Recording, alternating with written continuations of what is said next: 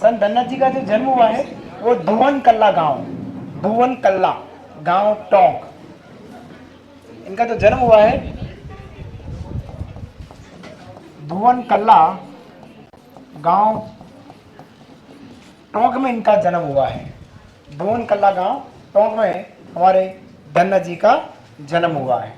धन्ना जी का जन्म धुवन कल्ला गांव टोंक में। इनके गुरु जो कहलाते हैं वो है गुरु इनके रामानंद जी। रामानंद जी इनके गुरु जी के नाम से जाने जाते हैं। रामानंद जी इनके गुरु जी हैं। जन्म हुआ इनका धुवन कल्ला गांव टोंक में।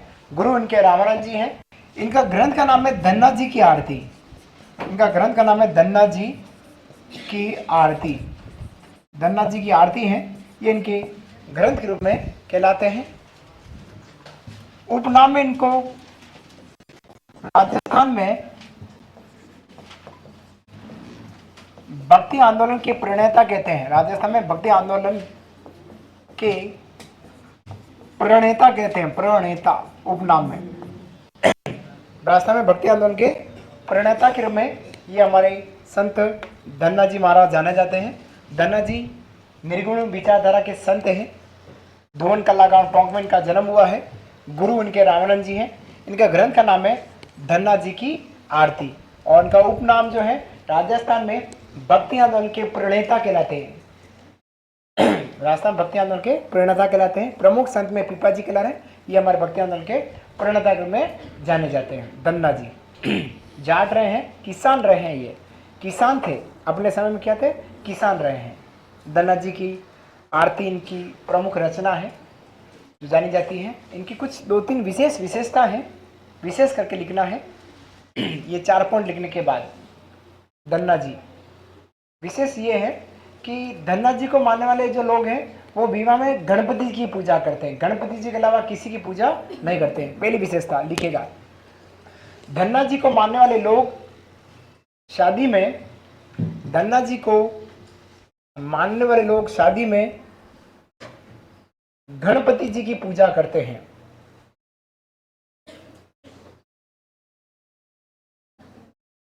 धन्ना जी को मानने वाले लोग विवाह में गणपति जी की पूजा करते हैं। गणपति जी गणपति जी की पूजा करते हैं।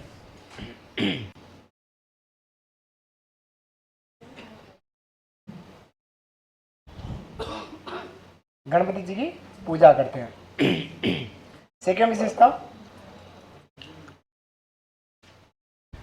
सिख धर्म के गुरु अर्जुन देव, सिख धर्म के गुरु अर्जुन देव ने, सिख धर्म के गुरु अर्जुन देव ने गुरु ग्रंथ साहिबा, गुरु ग्रंथ साहिबा में, सिख धर्म के गुरु अर्जुन देव ने गुरु ग्रंथ साहिबा में धन्ना जी के उपदेशों को संकलित करवाया। गुरु ग्रंथ साहिबा में धन्ना जी के उपदेशों को संकलित करवाया। धन्ना जी के उपदेशों को संकलित करवाया। धन्ना जी के उपदेशों को संकलित करवाया। इनकी बातों को गुरु ग्रंथ साहिबा जो ग्रंथ है सिख धर्म का, उनमें इन बातों को रखाया गया है। और किसने रखा, तो हमारे सिख धर्म के गुरु थे अर्जुन देव, उनके द्वारा। एक विशेषता और है कि जिस किसान के खेत में खेत बंजर होता है तो धन्ना जी का जो शिष्य किसान है उसकी खेत से मिट्टी लाकर उसके खेत में डाल देने से वो खेत उपजाऊ हो जाता है। इतना बड़ा आशीर्वाद हमारे धन्ना जी किसानों को देते हैं। तो तीसरी और अंतिम विशेषता, जिस किसान की भूमि बंजर होती है, बंजर अनुपजाऊ कर दो, जिस किसान की भूमि अनुपजाऊ होती है, अनुपजाऊ, जिस किसान की भूमि अनुपजाऊ होती है वह व्यक्ति, अनुपजाऊ होती है वह व्यक्ति धन्ना जी के शिष्य किसान, धन्ना जी के शिष्य किसान,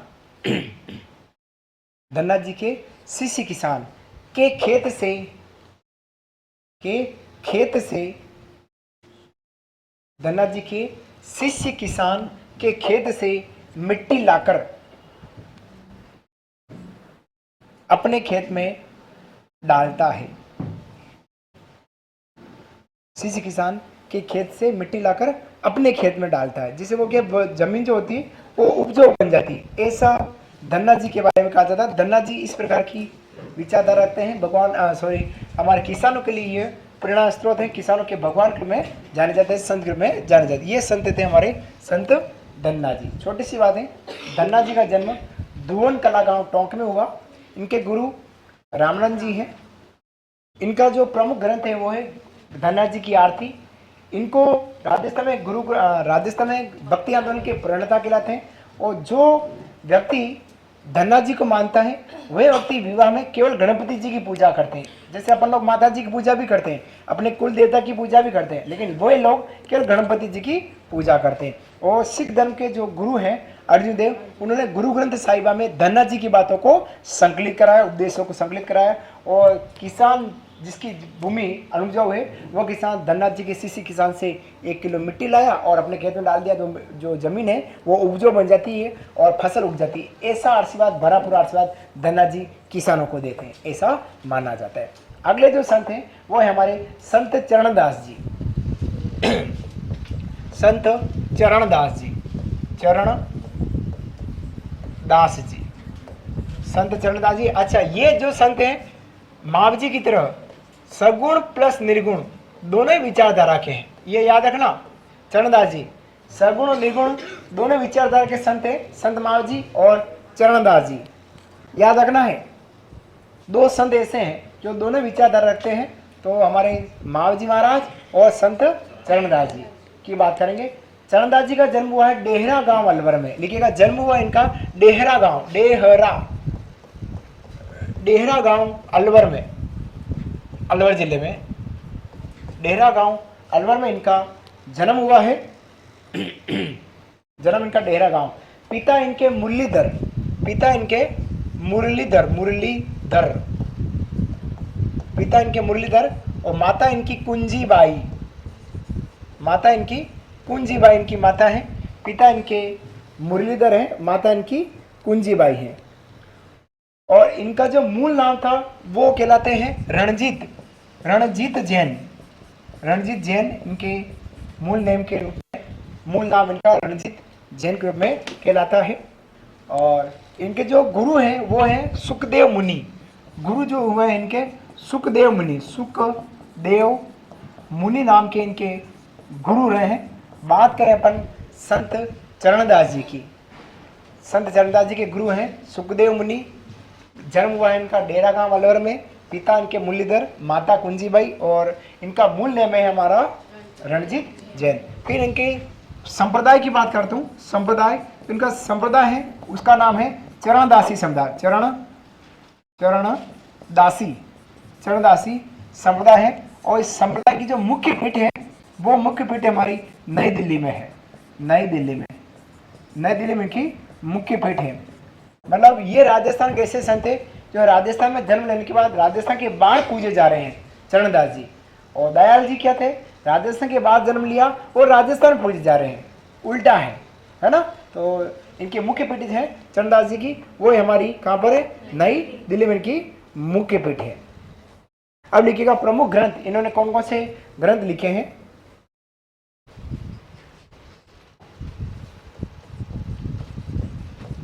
ब्रह्म ज्ञान सागर, ब्रह्मचरित्र, ब्रह्म ज्ञान सागर जसनाती, है ना। दोनों की बात अपन करेंगे। तो इन्होंने कितने नियम दिए, 42 नियम। अब इनकी दो प्रमुख शिष्या थी। देखिएगा प्रमुख शिष्या, एक का नाम है दयाबाई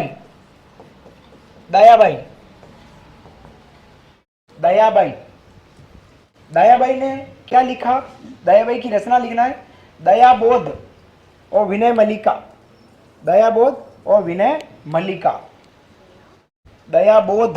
दयाबाई ने कौन सा ग्रंथ लिखा, तो दयाबोध लिखा है। एक तो दयाबोध लिखा है, बोध दोनों स्वरा द, और एक लिखा है विनय मल्लिका।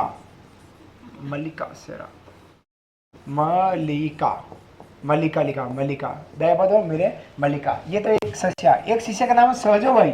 सहजोबाई, सहजोबाई ने ग्रंथ लिखा है सहज प्रकाश, सहज प्रकाश लिखा है, सहज प्रकाश लिखा है। और ये लिखा है 16 तिथि, 16 तिथि, दो इनके ग्रंथ हैं। शिष्या इनकी दयाबाई और सहजोबाई, दोनों ग्रंथों की बात अपन ने यहाँ पर करी है। दयाबाई ने लिखा दयाबोध और विनय मल्लिका, सहजोबाई ने लिखा सहज प्रकाश और 16 तिथि, 16 तिथि, 16 तिथि। संत चरणदास जी की बात कर रहे हैं, संत चरणदास जी।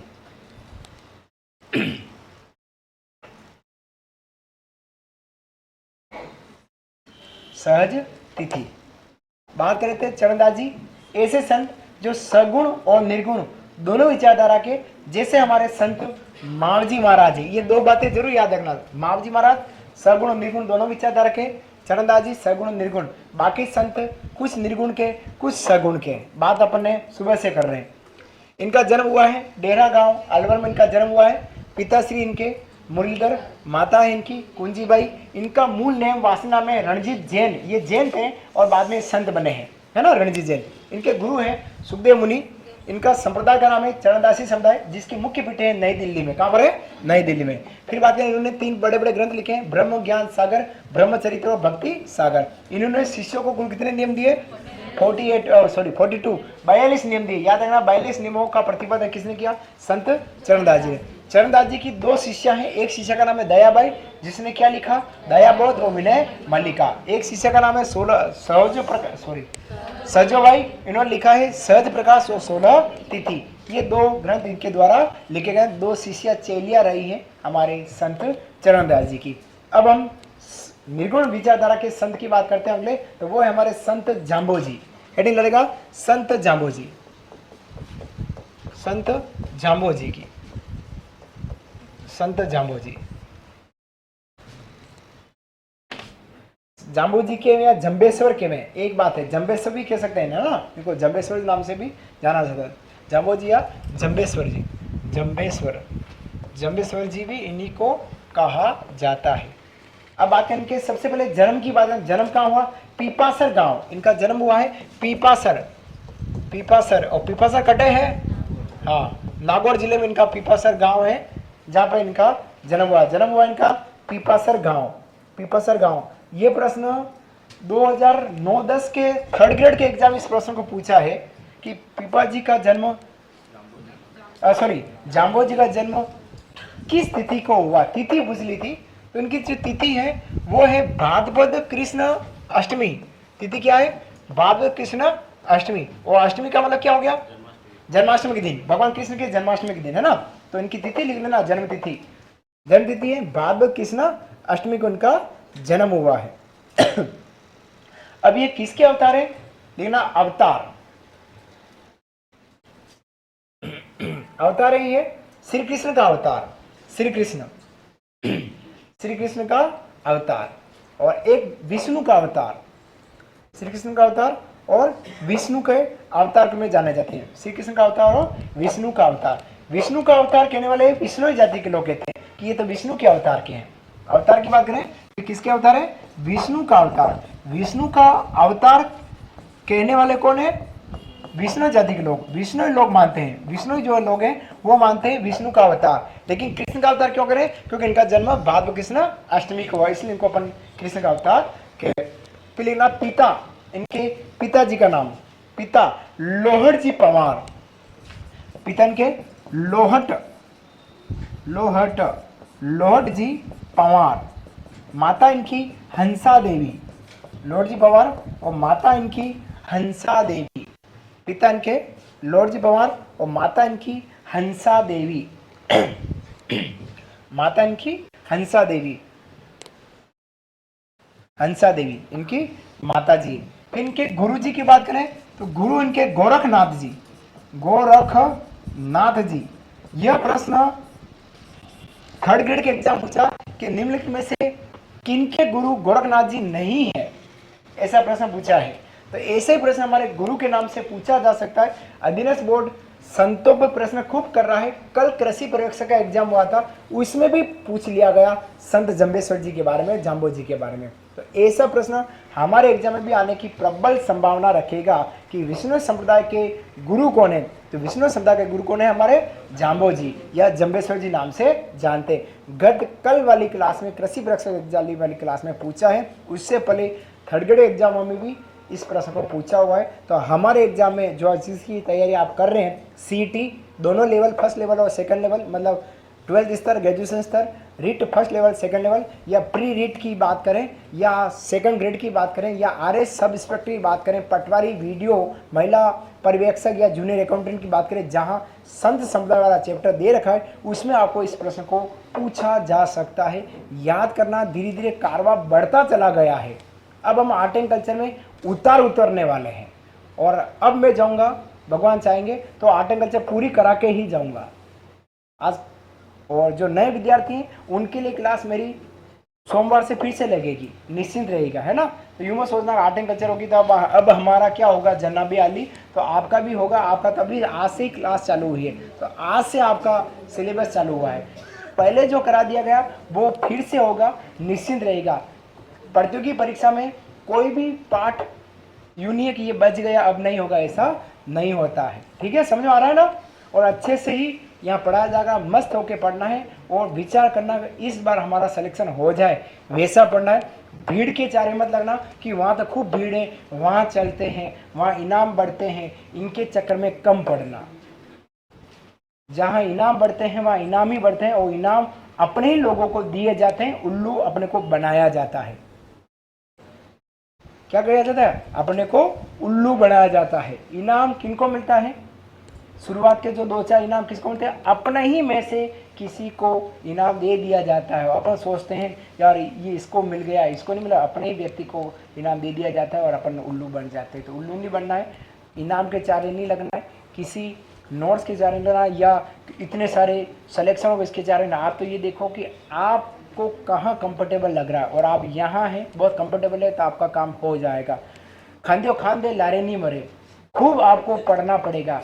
टीचर्स आपको खूब पढ़ा देगा, उसके बाद भी आपको पढ़ना पड़ेगा। रट्टा मार करें कैसे पढ़े, बस पढ़ना है तो पढ़ना, तब आपका काम होगा। चलिए आगे बात करते हैं, सीधी बात करते हैं। हम किसकी बात करें? जाम्बो जी की या जम्बेश्वर जी की बात यहाँ कर पा रहे हैं। लिखिएगा, शिष्यों को नियम दिए, शिष्यों को नियम दिए।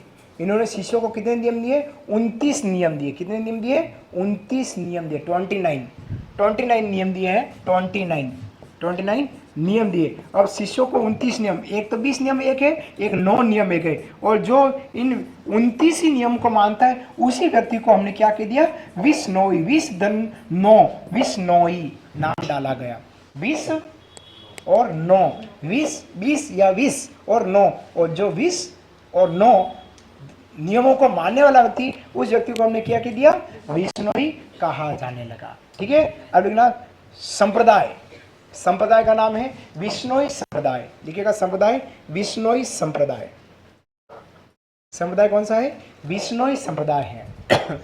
संप्रदाय इनका विष्णोई संप्रदाय। अब ये विष्णोई संप्रदाय कहाँ है उसकी बात करते हैं। लिखना, विष्णोई संप्रदाय की मुख्य पीठ है संभराथल, बीकानेर। संभराथल विष्णोई संप्रदाय की पीठ कहाँ है? तो याद रखना, संभराथल, बीकानेर। मेरे सारे भावी ऑफिसर्स समझना, हर संत के संप्रदाय आ रहे हैं और उनकी मुख्य पीठ आ रही है। एग्जाम में ये प्रश्न भी बनता है आजकल, है ना, कि किस संप्रदाय की कौन सी पीठ कहाँ स्थित है, याद रखना। तो विष्णु संप्रदाय की पीठ कटे है संभराथल, बीकानेर में। विष्णु को नियम कितने दिए? 29, इसलिए वो लोग क्या कहलाए? विष्णु कहलाए। अब जाम्बो जी के उपनाम की बात है। लिखना, संत का उपनाम, संत का उपनाम। गहला गूंगा उपनाम है, गहला गूंगा, गहला गहला गहला गूंगा। गहला गूंगा का मतलब होता है जो कम बोलने वाला, राजेंद्र जी की तरह जो कम बोले वो गहला गूंगा, और जो ज्यादा बोले वो वाचाल। मुख और वाचाल, अगर आपने हिंदी में मुहावरा पढ़ा होगा, मुख, जैसे राजेंद्र जी क्या है, हमारे मुख हैं, बहुत कम बोलते हैं, और मैं क्या हूं? वाचाल हूं, ज्यादा बोलता हूं। तो ये हम दोनों का विलोम हो गया। समझ में आया, मुख का वाचाल होता है। तो उसी तरह से जाम्बोजी को क्या बोलते हैं, गला गूंगा, जो कम बोलने वाला व्यक्ति गला गूंगा नाम से जानते हैं। कौमा पर्यावरण वैज्ञानिक, इनको हम क्या बोलते हैं, पर्यावरण वैज्ञानिक बोला जाता है। पर्यावरण वैज्ञानिक, पर्यावरण वैज्ञानिक कहते हैं, पर्यावरण वैज्ञानिक नाम से इनको जाना जाता है, पर्यावरण वैज्ञानिक। और विश्व पर्यावरण आंदोलन के प्रथम प्रणेता लिखेगा, पर्यावरण वैज्ञानिक। और विश्व पर्यावरण आंदोलन, विश्व पर्यावरण आंदोलन, विश्व पर्यावरण आंदोलन के, विश्व पर्यावरण आंदोलन के प्रणेता, के प्रणेता, प्रणेता, विश्व पर्यावरण आंदोलन के प्रणेता के रूप में हमारे जाम्बोजी को जाना जाता है। जाम्बोजी का कि हम बात करें उपनाम गला गूंगा, गला गूंगा मतलब कम बोलने वाला व्यक्ति, पर्यावरण वैज्ञानिक और विश्व पर्यावरण आंदोलन के प्रणेता के रूप में जानते हैं। अब जाम्बोजी का समाधि स्थल, संत का समाधि स्थल लिखिएगा। संत का समाधि स्थल कहाँ है, संत का समाधि स्थल लाडलो मुकाम बीकानेर में, कटे है मुकाम बीकानेर, समाधि स्थल लिखना है।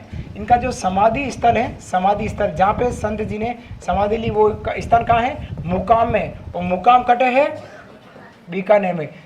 पीठ भी इनकी बीकानेर में वो, लेकिन वो स्थान कौन सा है, समरातल। अब इनकी जो समाधि स्थल उसका नाम क्या है, मुकाम है। यहाँ पर दो मेले लगते हैं, लिखिएगा इसके नीचे मेला, समाधि पर मेला लगता है। एक मेला लगता है हमारा आश्विन अमावस्या को, कब लगता है, आश्विन अमावस्या को एक मेला लगता है, आश्विन अमावस्या को इनका एक मेला लगता है। और दूसरा मेला लगता है फाल्गुन अमावस्या, दोनों अमावस्या है लेकिन महीने दोनों के अलग अलग है, लाडलो याद रखना है ना, फाल्गुन अमावस्या।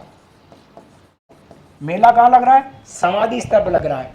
कब लग रहे हैं, साल में दो, एक तो लगता है आश्विन अमावस्या और लग रहा है हमारा फाल्गुन अमावस्या को, यहाँ इनका मेला लगता है।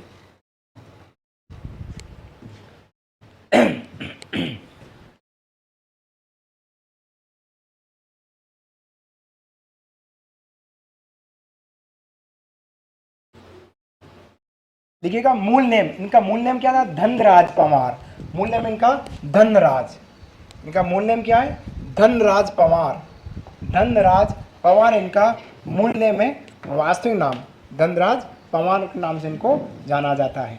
ठीक है, फिर ना सत्संग स्थल क्या कहलाते हैं इनके, सत्संग स्थल, सत्संग स्थल को इनको बोलते हैं साथरी। जो सत्संग, सत्संग, सत्संग जो स्थल होते हैं उस सत्संग स्थल को यह क्या बोलते हैं, सांथरी बोलते हैं, सांथरी, सांथरी कहा जाता है, सा के चंद्रमा सांथरी, सॉरी बिंदी है, सांथरी। जैसे दादू जी के सत्संग स्थल क्या कहला रहे हैं, अलग दरीबा कहला, उसी तरह से जाम्बो जी के सत्संग स्थल क्या कहला रहे हैं, सांथरी कहलाते हैं, सांथरी। अब जाम्बो जी ने एक मूल मंत्र दिया है, लिखिएगा मूल मंत्र। जाम्बो जी ने क्या मूल मंत्र दिया है, मूल मंत्र, मूल मंत्र, हृदय से विष्णु का नाम जपो, हृदय से विष्णु का नाम जपो, हृदय से विष्णु का नाम जपो और हाथ से कार्य करो, हृदय से विष्णु का नाम जपो और हाथों से कार्य करो।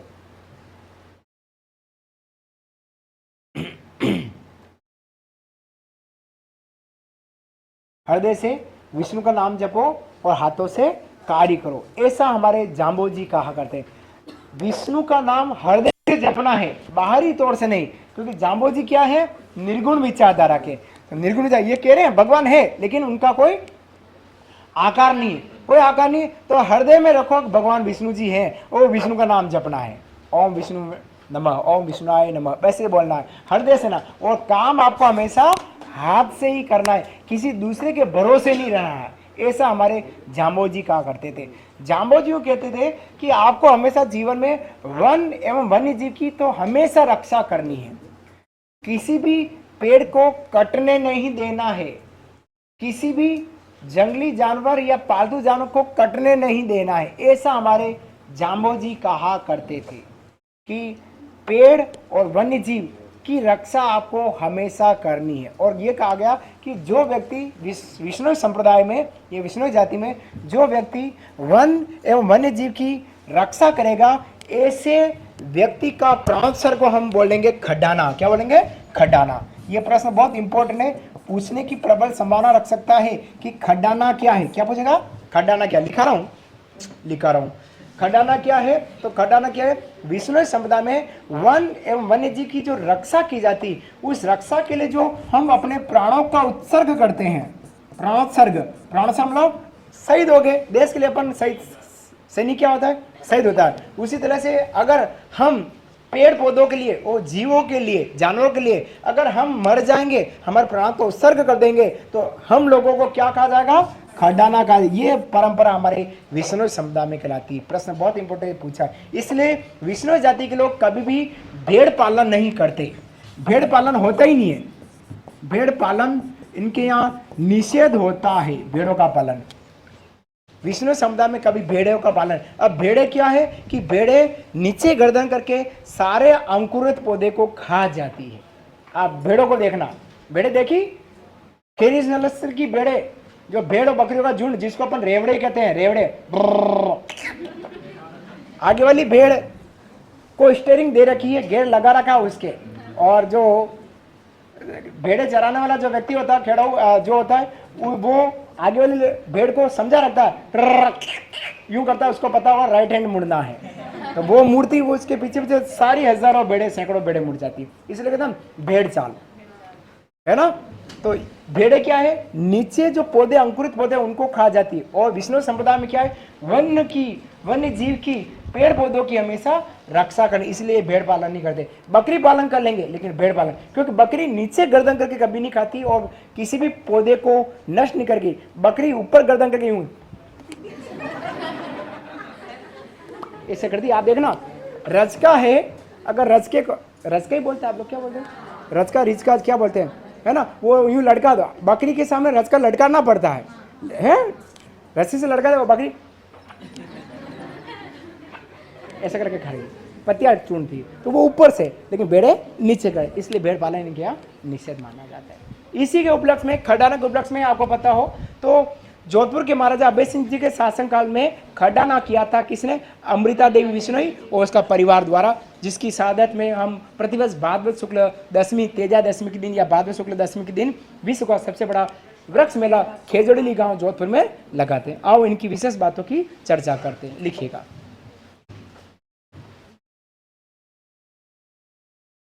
समझ में आ रहा आप लोगों को?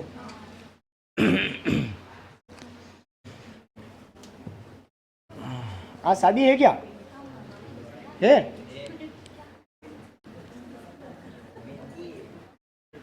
एचवी सर के यहाँ कल है, काले खाओ जाबू है।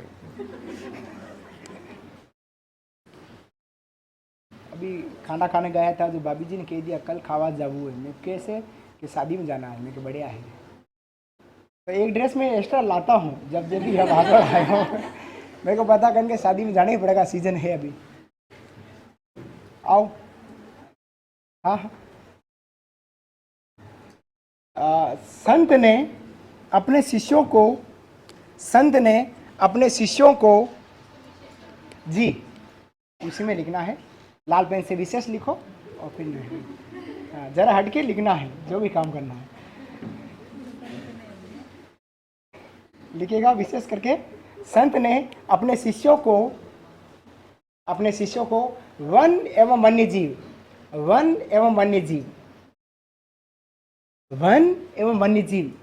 की रक्षा करने पर बल दिया।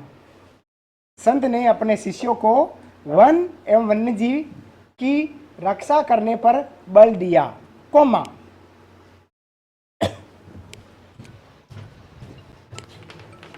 अब तो उठाने पड़ेगा। हेलो, क्लास में हूँ, 4 बजे।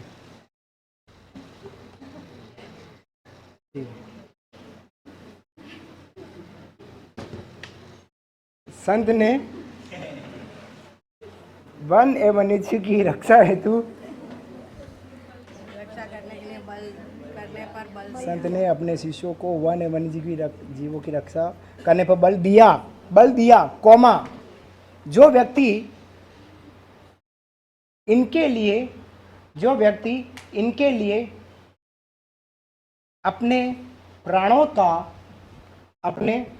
का उत्सर्ग करता है, अपने प्राणों का प्राणोत्सर्ग करता है,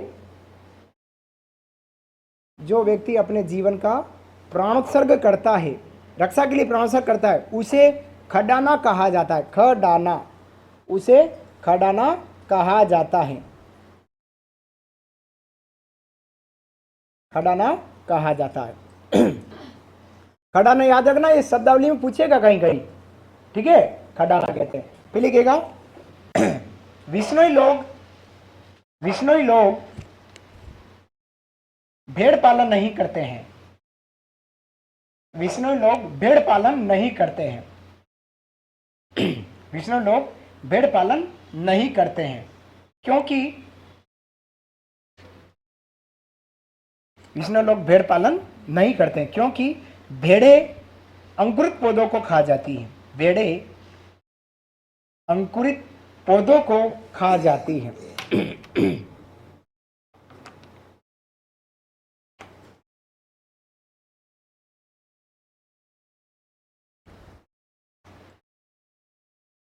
अंकुरित पौधों को खा जाती है। ये हमेशा भेड़े नहीं पालन करते हैं, वन वन्य जीव की रक्षा करते हैं, और रक्षा में अगर अपना बलिदान दे दिया, प्राणोत्सर्ग कर दिया, उसको हम क्या बोलेंगे? खडाना कहेंगे। अगले लाइन में लिखेगा, इस संप्रदाय में नीले वस्त्र का त्याग किया गया है। इस संप्रदाय में नीले वस्त्र का त्याग किया गया है।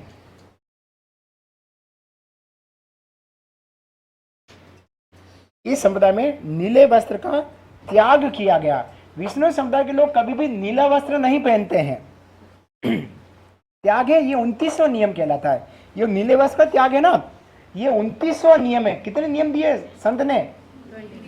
29 दिए ना, उसमें से 29वां नियम ये है, नीले वस्त्र का त्याग करना। तो क्वेश्चन लिखो 29वां नियम, नीले वस्त्र का त्याग किया गया है। क्वेश्चन लिखो 29वां नियम, 29वां नियम, 29वां नियम, ठीक है। नेक्स्ट अगला पॉइंट, इन्होंने विष्णु के निराकार निर्गुण भक्ति पर बल दिया। इन्होंने विष्णु के निराकार निर्गुण भक्ति पर बल दिया।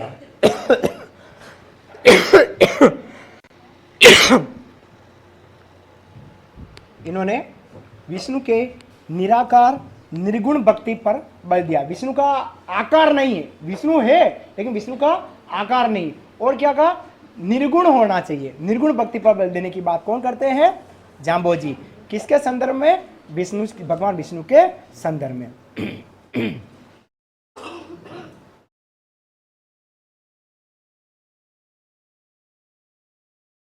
विष्णु संप्रदाय में मृतक को दफनाया जाता है या गाड़ा जाता है। विष्णु संप्रदाय में मृतक को गाड़ा जाता है, गाड़ा जाता है। समझ आ रहा आपको? गाड़ना, अंदर जमीन में जलाते नहीं, गाड़ते हैं, गाड़ा जाता है।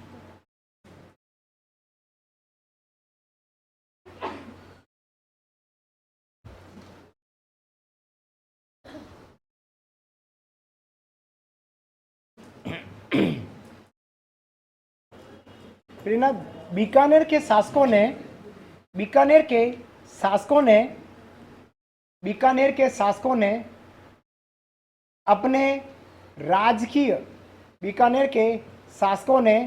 अपने राजकीय झंडे में बीकानेर के शासकों ने अपने राजकीय झंडे में खेजड़ी वृक्ष को अंकित कराया। खेजड़ी वृक्ष को अंकित कराया, जिसे माटो कहा जाता है। माटो।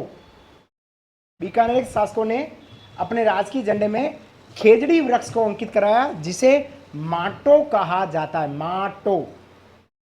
झंडे को क्या बोलते हैं? माटो कहते हैं, माटो।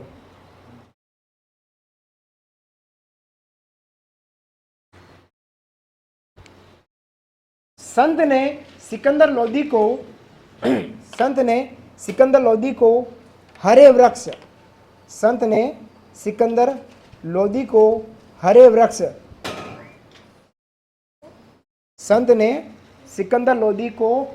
वृक्ष एवं गोवंश का नाश नहीं करने पर बल दिया। हरे वृक्ष एवं गोवंश का नाश नहीं करने पर बल दिया।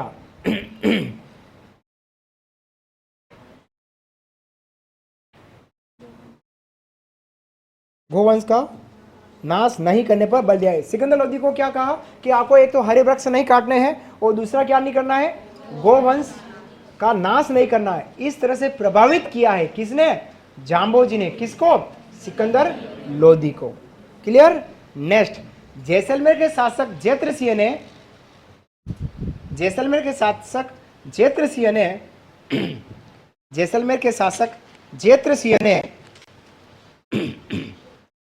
जैत्रसिंह ने जोधपुर के जाम्बोलाव, जोधपुर के जाम्बो, जोधपुर के जाम्बोलाव, जाम्बोलाव स्थान पर एक तालाब बनवाया। स्थान पर, जोधपुर के जाम्बोलाव स्थान पर एक तालाब बनवाया। किसने, जैत्रसिंह ने तालाब बनवाया, कौमा। इस स्थान को विश्नोई का पुष्कर कहा जाता है। इस स्थान को विश्नोई का पुष्कर कहा जाता है।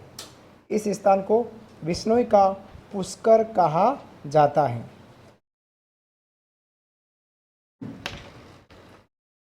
पुष्कर कहा जाता है।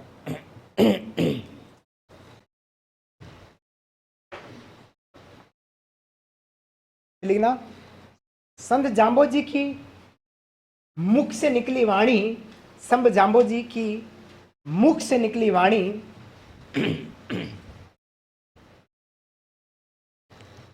संत जाम्बोजी के मुख से निकली वाणी गुरुवाणी, शब्दवाणी, जंबवाणी कहलाती है। गुरुवाणी, शब्दवाणी और जंबवाणी कहलाती है।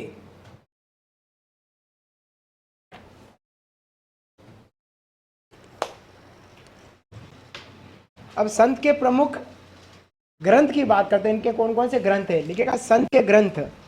संत के कौन कौन से ग्रंथ है,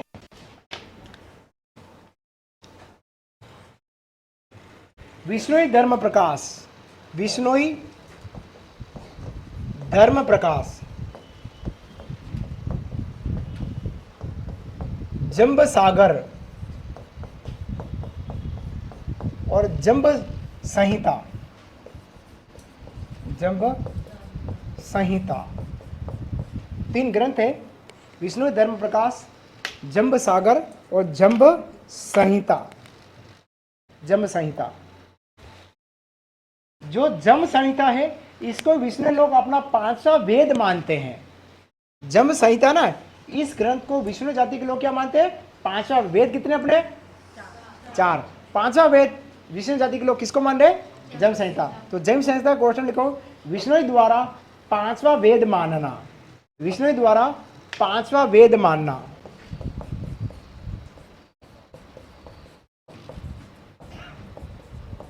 विष्णु द्वारा पांचवा वेद मानना, विष्णु द्वारा पांचवा वेद मानना। किसको, जंब संहिता को। विष्णु धर्म प्रकाश, जंब सागर और जंब संहिता। जंब संहिता के लोग, जंब संहिता ग्रंथ को विष्णु जाति के लोग अपना पांचवा, बाकी वेद इतने हमारे चार, पांचवा इनको माना गया है। ठीक है। वेली किशन रुक्मणी अपने पढ़ा था, उसमें ऐसी बात हमने पढ़ी थी। दूसरा अडा ने क्या माना, वेलिक में रुक्मणी को पांचवा वेद 19वां पुराण। लेकिन यहां विष्णु जाति के लोग जंब संहिता को अपना पांचवा वेद मानते हैं। दोनों में फर्क समझना।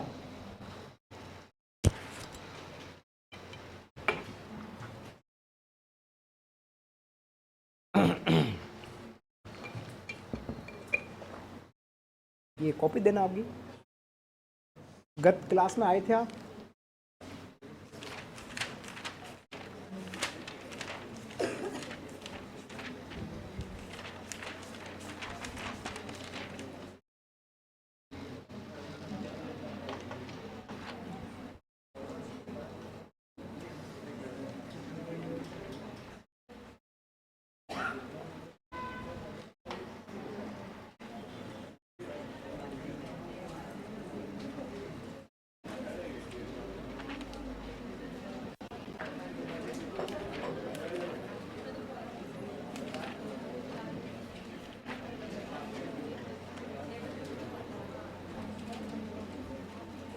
चलिए बात करेंगे अब अगले संत की। संत जसनाथ जी, हेडिंग डालेगा संत जसनाथ जी की बात करेंगे। संत जसनाथ जी, इतनी देर पढ़े थे हम संत जाम्बो जी, जम्बेश्वर जी। अब बात करें संत जसनाथ जी की बात करने वाले। संत जसनाथ जी जो निर्गुण विचारधारा के संत कहलाते हैं, उनकी अपन यहाँ बात करने वाले। संत जसनाथ जी, जसनाथ जी,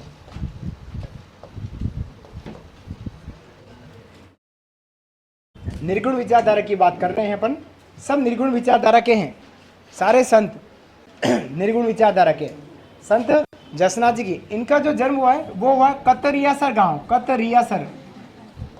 कतरियासर गांव, और यह गांव हमारा पड़ता है बीकानेर में। संत जसनाथ जी का जो जन्म हुआ है वो कतरियासर गांव बीकानेर में इनका जन्म हुआ है।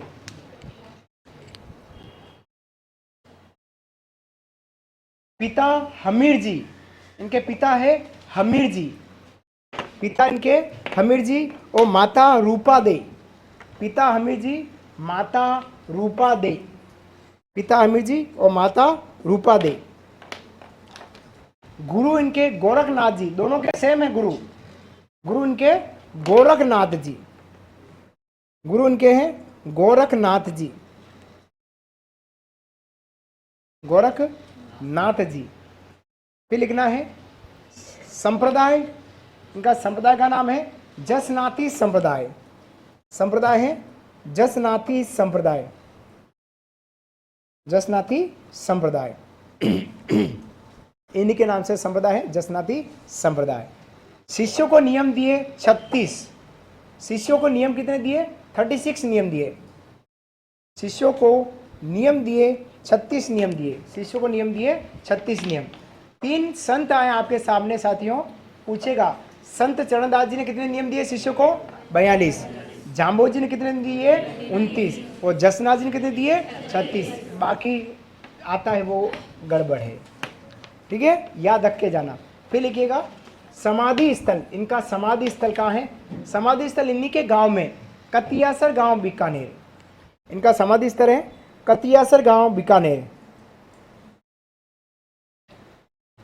कतियासर गांव बीकानेर में इनका समाधि स्थल है। और जहां समाधि स्थल है वहां मेले लगते हैं। कतियासर गांव बीकानेर में इनका समाधि स्थल, समाधि स्थल पर ही मेले लगते हैं। एक मेला लगता है चैत्र, मेला करके लिख लो नीचे, चैत्र शुक्ल सप्तमी, चैत्र शुक्ल सप्तमी। एक मेला लग रहा है आश्विन शुक्ल सप्तमी, आश्विन शुक्ल सप्तमी, आश्विन शुक्ल सप्तमी, सप्तमी। और एक मेला लग रहा है हमारा माघ शुक्ल सप्तमी, माघ शुक्ल सप्तमी। 3 मेले हमारे कतियासर गांव बीकानेर में संत जसनाथ जी की याद में लग रहे हैं, जसनाथ जी की याद में रख रहे हैं। 3 मेले लग रहे हैं कहाँ पर? कतियासर गांव बीकानेर। अब इनके जो ग्रंथ हैं, ग्रंथ की बात करें, इनके कौन से ग्रंथ हैं? एक तो है कोंडा, कोंडा, एक है सिंबू दड़ा, सिंबू दड़ा, एक है गोरख छंदो, गोरख छंदो। ये इनके 3 प्रमुख ग्रंथ हैं।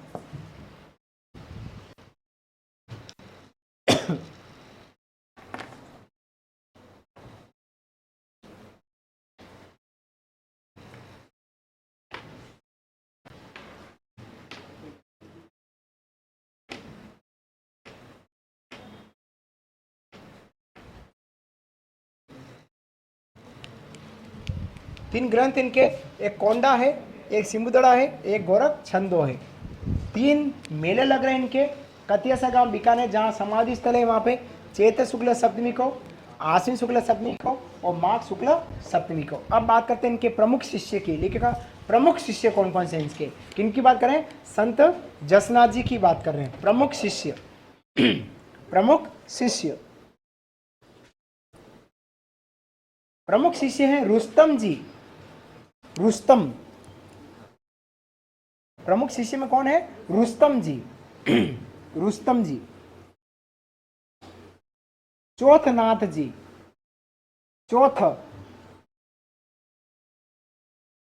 चौथनाथ जी, लालनाथ जी, लालनाथ। और सवई, हाँ, ऐसा लगा पता नहीं कुछ बाहर निकला हूँ। लालनाथ क्यों? और सवई नाथ जी, सवई नाथ जी, सवई नाथ जी, ये 4 इनके प्रमुख शिष्य हैं, चेले हैं। किसकी बात कर रहा हूं मैं? जसनाथ जी की बात कर रहे हैं, है ना, जिन्होंने गोरखछंदो, कोंडा और सिंबुदड़ा नामक 3 ग्रंथों की रचना करी थी। जाम्बोज जसनाथ जी का जन्म जो हुआ है वो हुआ है जन्म कतियासर गांव बीकानेर में, ठीक है, कतियासर गांव। इनके गुरु का नाम गोरखनाथ जी, याद, जाम्बोज जी और जसनाथ जी दोनों के गुरु गोरखनाथ हैं, याद रखना है। अच्छा प्रश्न है। इनके समाधि स्थल इन्हीं के गांव में कतियासर में, जहाँ पर साल में 3 बार मेले लग रहे हैं, चैत्र शुक्ल सप्तमी, आश्विन शुक्ल सप्तमी और माघ शुक्ल सप्तमी। माघ महीना भी चल रहा है, उसकी शुक्ल पक्ष की सप्तमी को मेला लगेगा, कटे लगेगा, कतियासर गांव बीकानेर में।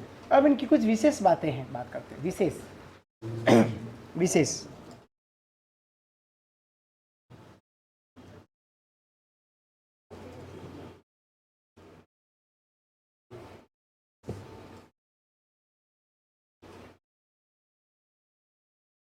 सिकंदर लोधी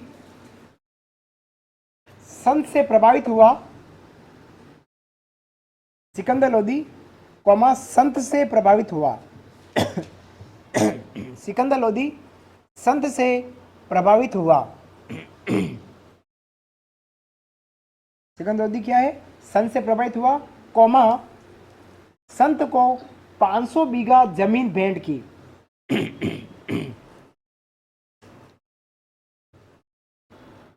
संत को 500 बीघा जमीन भेंट की, जमीन भेंट की। दोनों संत और समकालीन शासक सेम है। उधर सिकंदर लोधी को जाम्बोजी ने राजी किया कि आज के बाद आप हरे वृक्ष नहीं काटेंगे और गायों का नाश नहीं करेंगे। इधर सिकंदर लोधी जसनाथ जी से प्रभावित हुआ और जसनाथ जी को 500 बीघा जमीन दे दी। दोनों संत एक ही शिष्य के समकालीन शासक सिकंदर लोधी, याद रखना। इनके भक्त गले में काले ऊन का धागा पहनते हैं, इनके भक्त गले में काले ऊन का धागा पहनते हैं। इनके भक्त गले में काले ऊन का धागा पहनते हैं।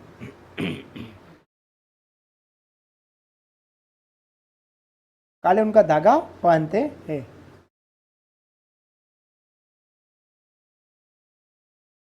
जसनाती समुदाय के शिष्य, अगला विशेष पॉइंट, जसनाती समुदाय के शिष्य, जसनाती संप्रदाय के शिष्य रात्रि जागरण में, जसनाती समुदाय के शिष्य रात्रि जागरण में रुस्तम जी का उच्चारण करते हुए, रुस्तम जी, रात्रि जागरण में रुस्तम जी का उच्चारण करते हुए, रुस्तम जी का उच्चारण करते हुए धधकते अंगारों पर, धधकते धधकते अंगारों पर, जिसको अपन धूणा कहते हैं, धधकते अंगारों पर अग्नि नृत्य करते हैं, फायर डांस, अग्नि नृत्य करते हैं।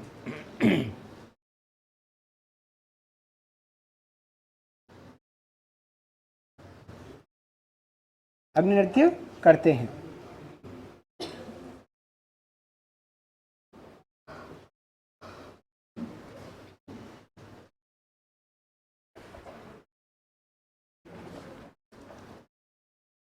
ये लोग जाल वृक्ष, ये लोग जाल वृक्ष, मोर पंख, सफेद रंग को पवित्र मानते हैं। ये लोग जाल वृक्ष, जाल जाल जालों वाला जाल, जाल वृक्ष, मोर पंख, सफेद रंग को पवित्र मानते हैं।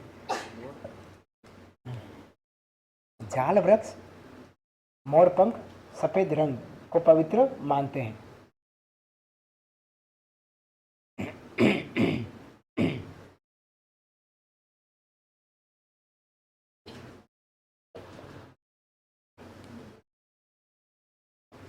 जसना जी ने ब्रह्मा के निर्गुण निराकार, जसना जी ने ब्रह्मा के निर्गुण निराकार भक्ति पर बल दिया। ब्रह्मा के निर्गुण निराकार भक्ति पर बल दिया। निर्गुण निराकार भक्ति पर बल दिया।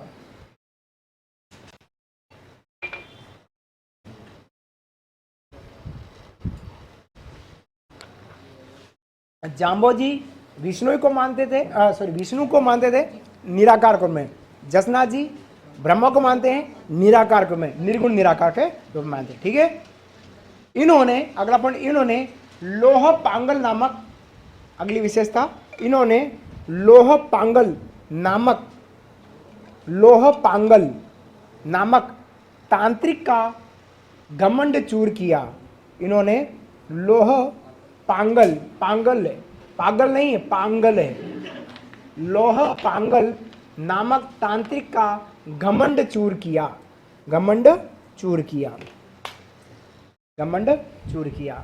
तो ये थे साथियों हमारे राजस्थान के प्रमुख निर्गुण विचारधारा के संत, और इससे पहले राजस्थान के प्रमुख सगुण विचारधारा के संत। देखिएगा 1 मिनट का समय आपके पास, सुबह से हम गाड़ी लेकर चले थे, एक बार आप इसको टटोल लीजिएगा।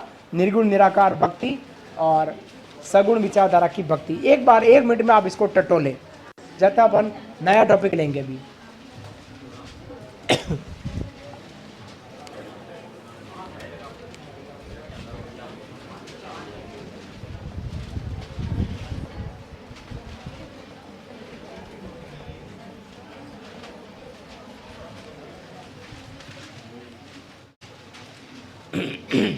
एक मिनट में देख ले आप लोग, आपने जो लिखा क्या ढंग से लिखा कि नहीं लिखा, किस तरह से लिखा है। घर पर आपके पति देव पत्नी जी भी आपकी कॉपी देखे तो उनको लगना चाहिए कि नहीं अच्छा लिखा, आप ठीक लिख कर आए हैं।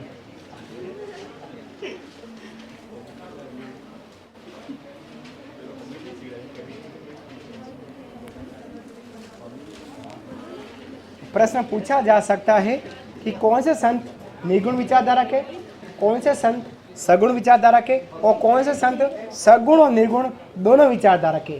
3 पॉइंट आपके एग्जाम में पूछा जा सकता है।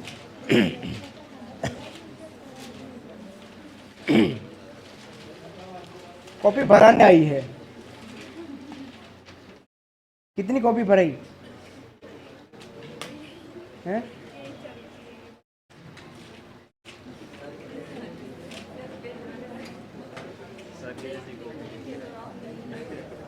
चलिए, अब अगला जो टॉपिक है, अभी तक हमने संतों की बात करी है, सगुण विचारधारा के संत और निर्गुण विचारधारा। अब संत से ज्यादा संप्रदाय हमारे राजस्थान में कहीं और प्रसिद्ध है। संत का नाम कम और संप्रदाय ज्यादा फेमस है।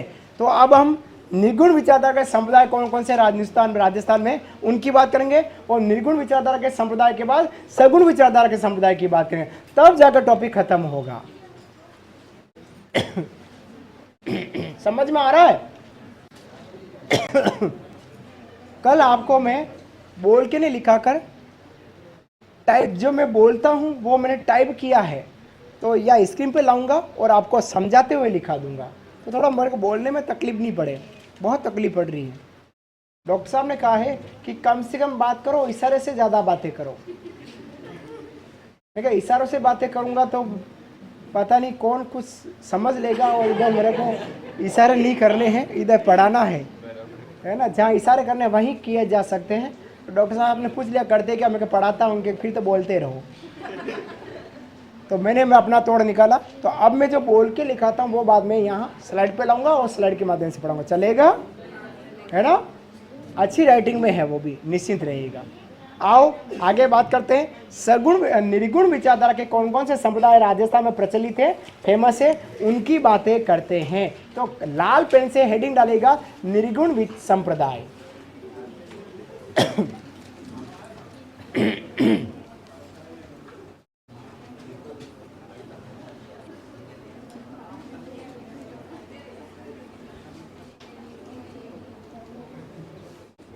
अब हम संप्रदाय जो पढ़ रहे हैं, सीधी बात, नो बकवास, टू दी पॉइंट की बात करेंगे, है ना पंडित जी? लिखिएगा परनामी संप्रदाय, लिखिएगा परनामी, परनामी संप्रदाय कौन सा है लाडलो? परनामी। अब परनामी संप्रदाय के संस्थापक लिखिएगा इसके नीचे, संस्थापक संत प्राणनाथ जी, संत प्राणनाथ जी। परनामी संप्रदाय के संस्थापक कौन है? प्राणनाथ जी है।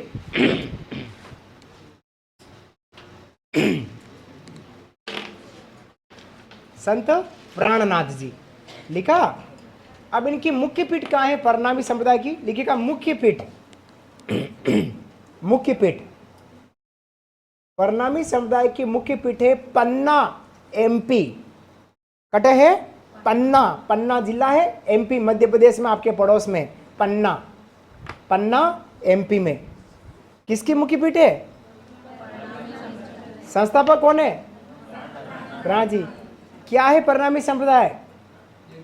निर्गुण विचारधारा का, ठीक है। चलिए अब लिखिएगा राज्य में पीठ, राज्य में पीठ आदर्श नगर जयपुर। राज्य में पीठ है कहाँ? आदर्श नगर जयपुर। एक पूरी कॉलोनी बनी हुई है, यहाँ पर सब लोग परनामी समुदाय के विचारधारा को अपनाते हैं। अब आदर्श नगर जयपुर, राज्य में पीठ है दीदी आदर्श नगर जयपुर। इतना प्यार से तो शायद ही कोई भाई बोलता होगा आपका, जितना मैं बोल रहा हूं। खूब चोटी खींची होगी भाई ने, मैं तो नहीं खींचूंगा, पर मैं तो दीदी कह सकता हूं आपको। अब इन्होंने प्राणनाथ जी ने ग्रंथ लिखा, उसका नाम प्राणनाथ जी ने कौन सा ग्रंथ लिखा? कुजलम स्वरूप ग्रंथ का लिखो दीदी, कुजलम स्वरूप ग्रंथ का नाम लिखना है, मुंह नहीं मचकाना है, लिखना है कुजलम स्वरूप। दीदी कह दिया तो यूं कि मेवड़ा सर मेरे को दीदी क्यों कहा? कहूँ तो भी तकलीफ, नहीं कहूँ तो भी तकलीफ, फिर भी मैं कहूँगा।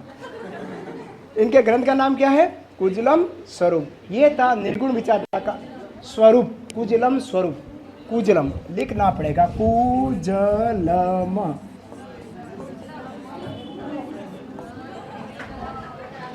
कुजलम स्वरूप।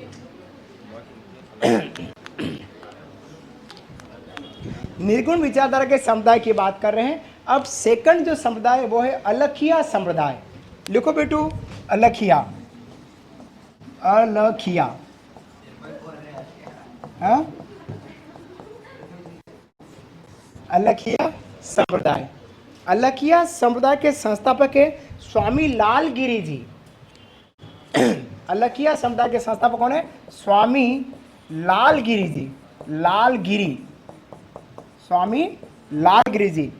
लाडले विद्यार्थियों किसके? मेरे लाल लाल तीन आ गए हैं, लाल देखो आपके सामने।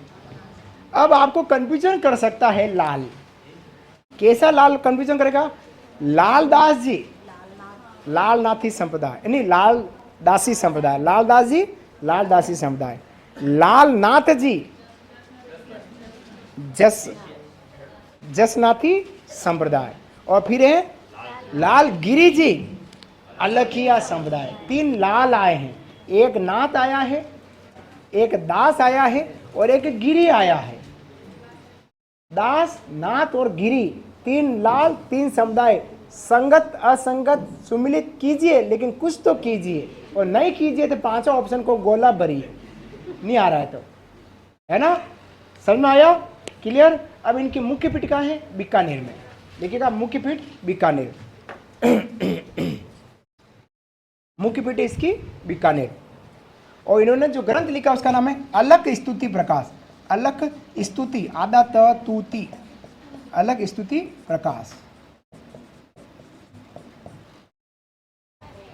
ग्रंथ का नाम है, इन्होंने जो लिखा लालगिरी जी ने, उस ग्रंथ का नाम है अलख स्तुति प्रकाश।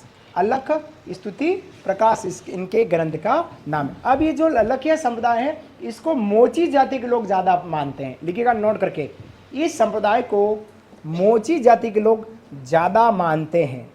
इस संप्रदाय को मोची जाति के लोग ज़्यादा मानते हैं। मोची इस संप्रदाय को मोची जाति के लोग ज़्यादा मानते हैं। मोची, मोची मोची मोची जानते हो? हाँ, नहीं चप्पल साहब जूते बनाते हैं, वो साफ नहीं करते बिट्टू, पॉलिश करते हैं। हाँ।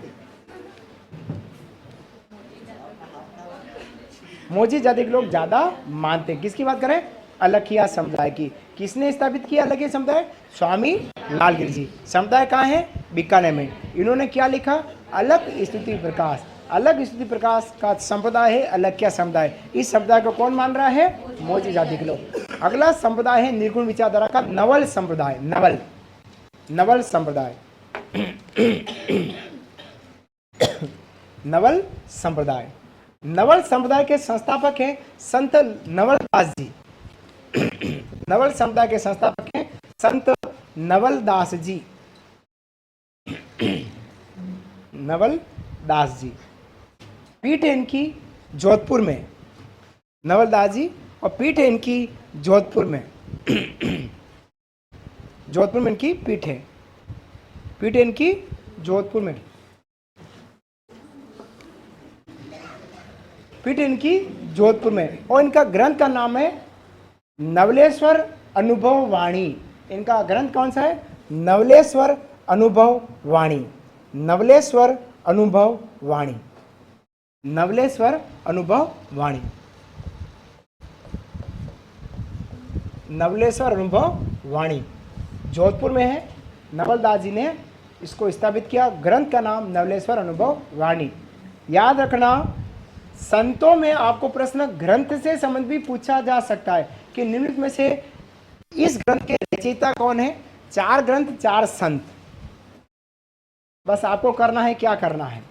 संगत छांटना है, असंगत छांटना है, सुमिलित करना है या फिर निरुत्तर करना है। आजकल प्रश्न कर्मचारी चयन बोर्ड आरपीएससी एक संत के बारे में पूछेगा तो कथन कारण भी पूछ सकता है या 4 लाइनें दे सकता है। संत जसनाथ जी के बारे में विचार कीजिए। क्या कहेगा? संत जसनाथ जी के बारे में विचार कीजिए। अब विचार क्या करना है?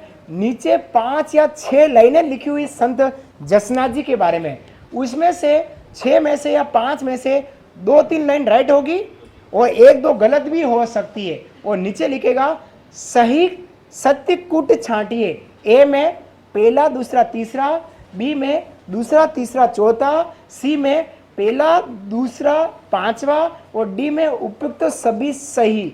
ऐसा करके आपको पूछ सकते हैं। तो आपको पूरे संत की राम कहानी याद होगी तभी उसका सही कूट निकाल पाएंगे।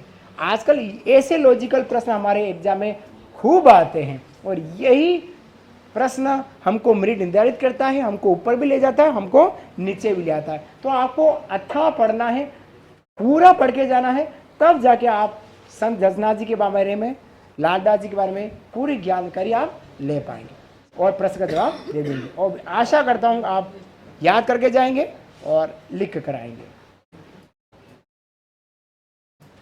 अभी समय है, आरक्षण भी है आपके यहाँ और टीएसपी एरिया भी है। लड़ाई आपके यहाँ ही है। जब मैं 12th में था तो मेरे गुरुजी मेरे को कहा करते थे कि अगर आपने पढ़ाई नहीं की तो आने वाले समय में आप लोगों को 10-10 किलो के पत्थर उठाने पड़ेंगे। ये बात मेरे गुरुदेव ने मेरे को कही तो हम हंस पड़ेगा। अरे मैंने सर गजब करते हैं, ऐसे कभी होता है क्या?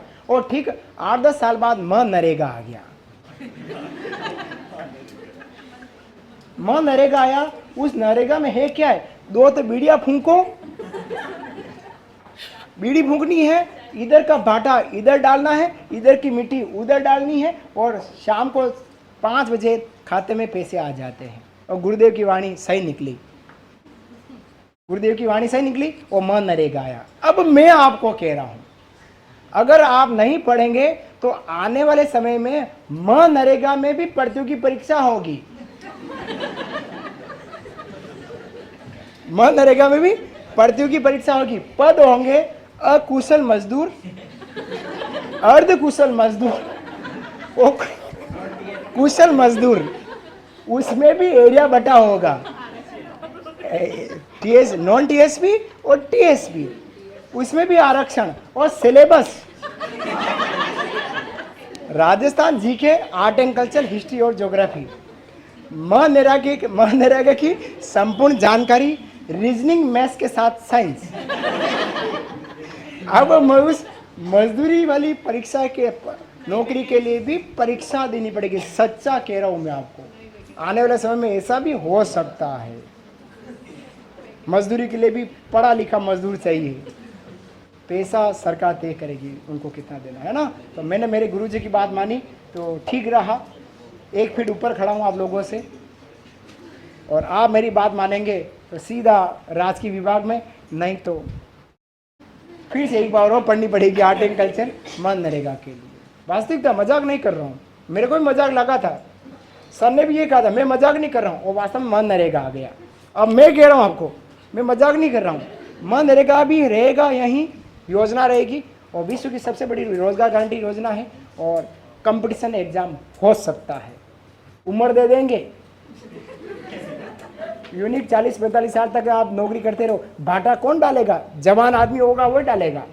तो 30 साल रहेगी इसमें उम्र अधिकतम, फिर आप देख लीजिएगा। इसलिए अभी पढ़ लेना, काम आपका हो जाएगा इसी साल। सरकारी नौकरी आपके घर के द्वार लगने वाली। आओ अगली बात करते हैं। गुदड़ संप्रदाय। गुदड़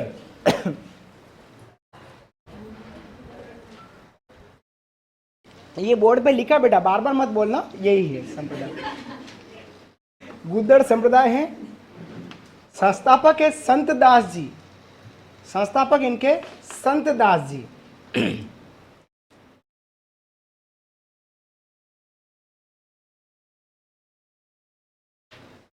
और मुख्य पीठ है दांतड़ा बिलवाड़ा। मुख्य पीठ कहाँ है इसकी? दांतड़ा, दांतड़ा बिलवाड़ा। दांतड़ा स्थान का नाम है, दांतड़ा। वैसे किसी आदमी के लंबे लंबे दांत होते हैं बाहर निकलते हुए, है शायद यही शब्द काम लेते हैं अपन। और अगर महिला के हैं तो एक ही मात्रा। सही है। ये था हमारा गुदड़ संप्रदाय। ये गुदड़ी से बने कपड़े पहनते थे। किसके? गुदड़ी से बने। विशेष करके लिखो, ये संत गुदड़ी के बने कपड़े पहनते, गुदड़ी से बने कपड़े पहनते थे।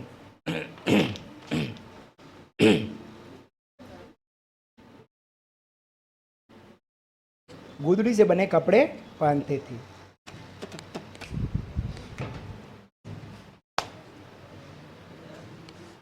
हाँ, कुछ बोले हो?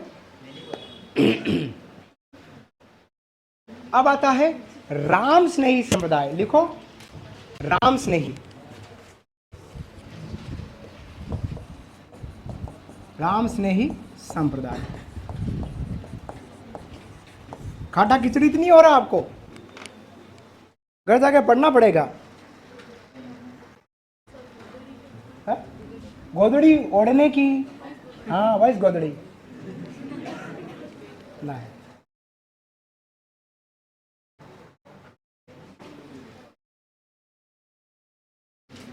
राम स्नेही समुदाय, इसके संस्थापक है संत रामचरण जी। संस्थापक इनके संत रामचरण जी।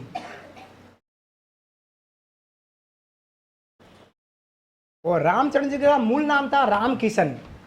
संत का मूल नाम लिखिएगा इसके नीचे, संत का मूल नाम राम किशन।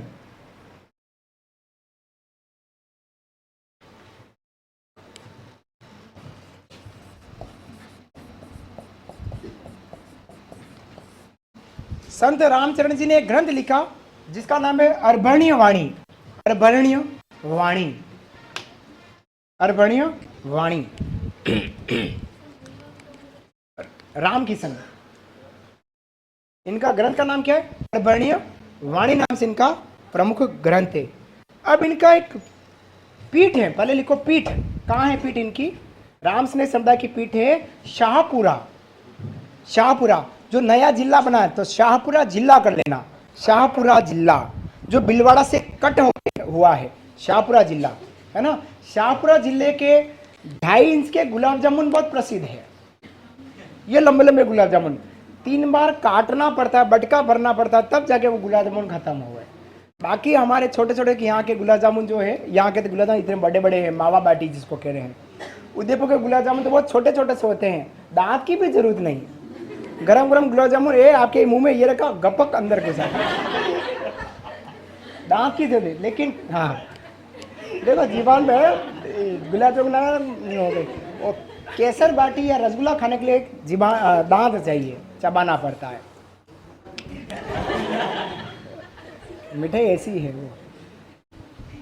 तो इनकी पीठ कहाँ है? शाहपुरा जिले में, ठीक है। अब शाहपुरा जिले में मेला लगता है, लिखिएगा मेला। मेला कौन सा लगता है? फूलडोल मेला। कौन सा मेला बिट्टू? फूलडोल, फूलडोल, फूलडोल मेला। और फूलडोल मेला शाहपुरा में लगता है। वो कब लगे? चैत्र कृष्ण एकम से पंचमी, फूलडोल मेला नाम से जाना जाता है। चैत्र कृष्ण एकम से पंचमी नाम से जाना जाता है, जाना जाता है। राम स्नेही संप्रदाय, संत रामचरण जी ने इस संप्रदाय की स्थापना की। संत रामचरण जी का मूल नाम था रामकिशन। यह जो संप्रदाय है, यह संप्रदाय कहाँ पर है? शाहपुरा जिले में।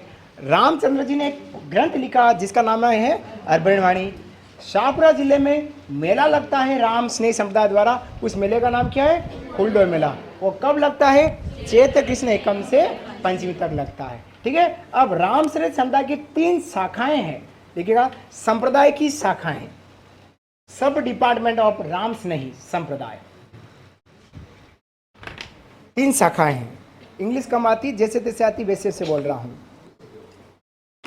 राम स्नेही संप्रदाय की 3 शाखाएं। एक शाखा का नाम है खेडापा, खेडापा, खेडापा, खेडापा कटे है, जोधपुर में है।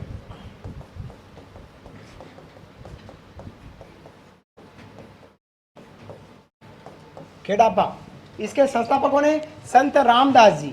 खेडापा के संस्थापक कौन है? संत रामदास जी।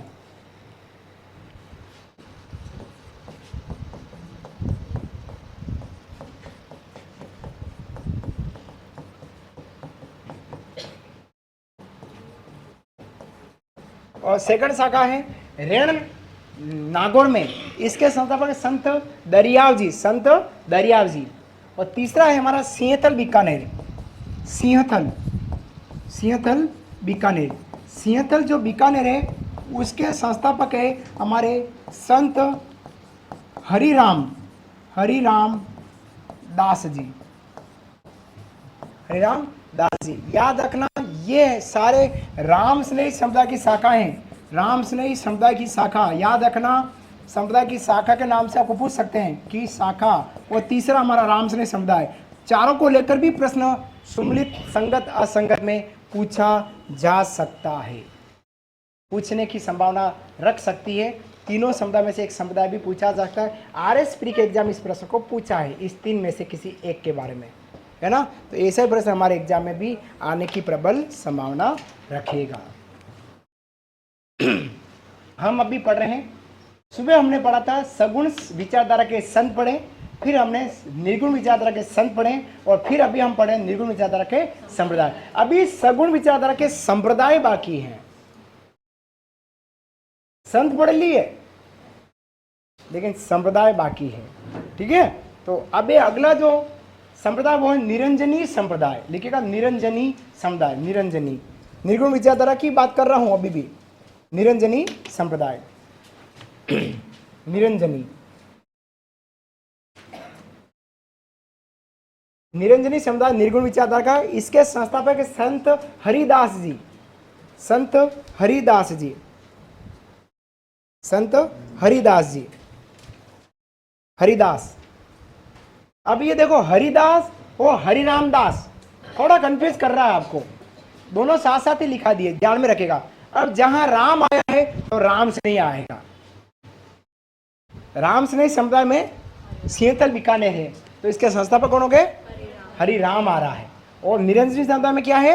हरिदास आ रहा है। बस ये पकड़ना है, अपने आप पकड़ा हुआ आपको समझना है। राम आया है तो राम के साथ जोड़ना है, और राम नहीं आया तो वो निरंजनी है, ठीक है। पीठ लिखेगा, इस समुदाय की पीठ, पीठ है गाढ़ा नागौर, गाढ़ा नागौर, गाढ़ा नागौर, ढक्कन वाला ढ, गाढ़ा नागौर। गाढ़ा, गाढ़ा नागौर, नागौर। बात करें अपन निरंजनी, निरंजनी समुदाय की।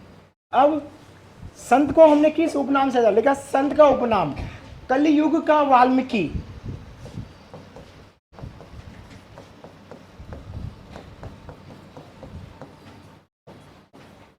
संत का उपनाम क्या है? कलियुग का वाल्मीकि, कलियुग का वाल्मीकि, कलियुग का वाल्मीकि। कलियुग मतलब जो वर्तमान में कलियुग चल रहा है, कलियुग चल रहा है, उसका क्या है? वाल्मीकि। क्यों कह रहे हम हरिदास जी को वाल्मीकि? ये पहले डकैती का काम करते थे। क्या करते थे? डकैती का, डाकू थे ये। लेकिन बाद में किसी संत के उपदेश सुनकर ये खुद संत बन गए। जैसे डाकू रत्नाकर पहले डकैती का काम करता था, लेकिन किसी साधु के, संत के उपदेश सुनने के बाद वो खुद संत बने और उन्होंने बाद में रामायण लिखी, जिनको हम बोलते हैं वाल्मीकि। रत्नाकर को नाम बदल के क्या हो गया? ऋषि वाल्मीकि। उसी तरह से हरिदास जी क्या है? हमारे कलियुग के वाल्मीकि, क्योंकि इन्होंने भी पहले डकैती का काम करते थे और किसी साधु संत के उपदेश सुनकर ये डकैती छोड़कर संत बन गए। असाधारण काम से साधारण काम करने लगे, साधारण काम से असाधारण काम करने लग गए, है ना? अपना जीवन ही परिवर्तन कर दिया। लेकिन का प्रमुख ग्रंथ, इनका प्रमुख ग्रंथ कौन सा है? प्रमुख ग्रंथ हरिपुरुष वाणी, हरिपुरुष वाणी भक्ति विरदावली, हरिपुरुष वाणी भक्ति विरदावली, हरिपुरुष वाणी भक्ति विरदावली, भक्ति विरदावली, विरदावली, भक्ति विरदावली। तो साथियों, ये थे हमारे निर्गुण विचारधारा के संत और समुदाय का चैप्टर यहीं समाप्त हो। राजा, टाइम क्या हो रहा है? 3:30। तो अभी आधा घंटा बाकी, सगुण विचारधारा की ओर बढ़ जाते हैं।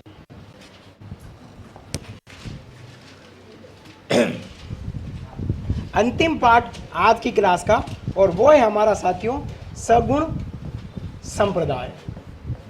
सबसे पहले हमने सगुण संत पढ़े, उसके बाद निर्गुण संत पढ़े, उसके बाद निर्गुण संप्रदाय पढ़े। अब हम सगुण संप्रदाय की ओर बढ़ रहे हैं। ठीक है, चलिए हेडिंग डालेगा, सगुण संप्रदाय की अपन यहां बात करने वाले हैं। सगुण संप्रदाय। अब सगुण को, निर्गुण को तो हमने कहीं पाटा, निर्गुण को हमने कहीं नहीं बांटा है, लेकिन सगुण को हम पुनः 2 भागों में बांटेंगे। मोटे मोटे सगुण विचारधारा को पुनः 2 भागों में बांटा जा सकता है, लिखना नहीं, समझना है।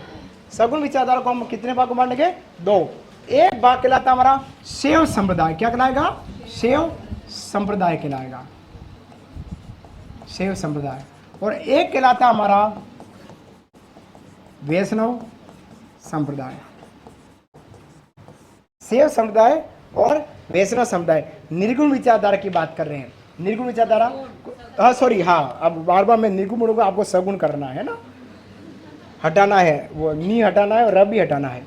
तो सगुण संप्रदाय की बात कर रहे हैं। तो सगुण संप्रदाय को 2 भागों में बांटा गया है। एक का नाम है शैव समुदाय और एक का नाम है वैष्णव। अब शैव समुदाय किसको कहते हैं? कि वह संप्रदाय जो भगवान शिव, वह संप्रदाय जो प्रभु शिव, शिव तथा शिव जी के अवतार की पूजा, वह संप्रदाय जो प्रभु शिव जी की पूजा करता हो या शिव जी के अवतार की पूजा करता हो, वह समुदाय हमारा शैव समुदाय कहलाएगा। समझ में आया? सेकंड, वैष्णव संप्रदाय, वह संप्रदाय जो प्रभु विष्णु प्लस विष्णु जी के अवतार की पूजा। अब विष्णु जी का अवतार की पूजा कौन सी? विष्णु के अवतार भगवान कृष्ण और भगवान श्री राम के अवतारों की पूजा करते हो, वो हमारा वैष्णव संप्रदाय कहलाएगा। 2 बातें आपको समझनी है। और शैव समुदाय के भी वापिस 4 टुकड़े। एक बार ये इतना लिखो, नहीं तो गड़बड़ हो जाएगी। देखो सगुण संप्रदाय और दोनों बातें लिख लो।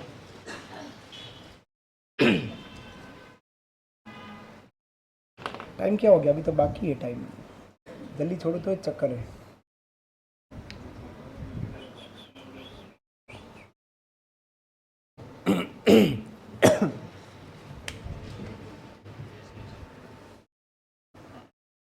शिव कपालिक कार्डमन।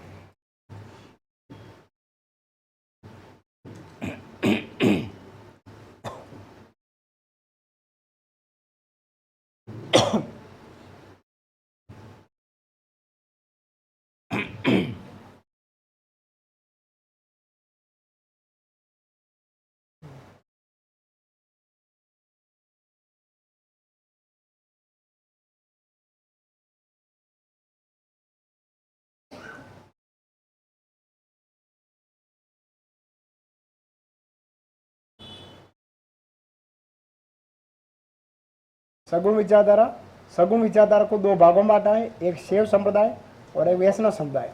शैव समुदाय का मतलब होता है वह समुदाय जो भगवान शिव और शिव के अवतारों की पूजा करता हो, और वैष्णव समुदाय वह समुदाय जो भगवान विष्णु और विष्णु के अवतारों की पूजा करता हो। ये था हमारा शैव और विष्णु संप्रदाय।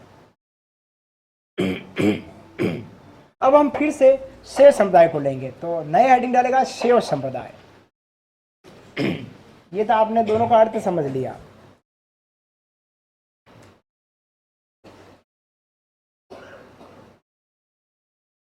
शैव संप्रदाय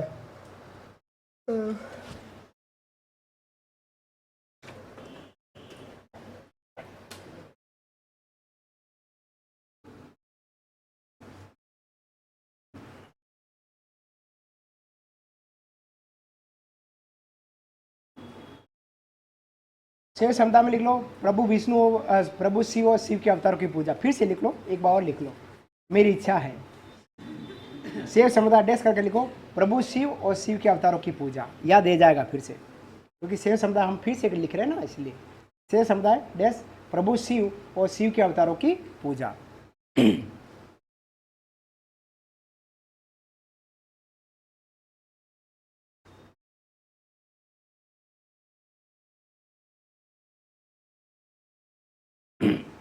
अब शैव समुदाय के प्रकार या टाइप, हाँ टाइप्स, हाँ थैंक यू।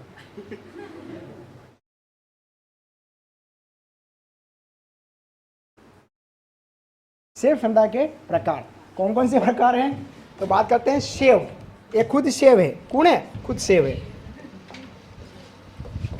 शैव के पाठ करें तो शैव के एक तो है शैव, एक है कालदमन, एक है कापालिक, एक है हमारा पाशुपति या लकुलिस, लकुलिस। ये हमारे शैव के 4 पाठ।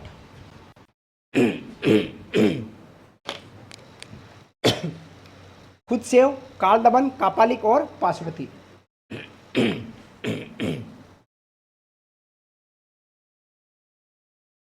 अब हमारे राजस्थान में पाशुपति समुदाय की बात है ना, और हिंदुस्तान स्तर पर अगर हम पशुपतिनाथ महादेव की बात करते हैं तो आपका दिमाग भारत के बाहर जाएगा। पशुपतिनाथ महादेव लकुलिस कहाँ है? पशुपतिनाथ भारत के बाहर कह रहा हूं राजा, नेपाल में, नेपाल में, ठीक है। देखिएगा नोट 150 का नोट। मेवाड़ राजघराना, मेवाड़ राजघराना, मेवाड़ राजघराना जिस घराने से बिलोंग मैं करता हूं वही घराना मेवाड़ राजघराना।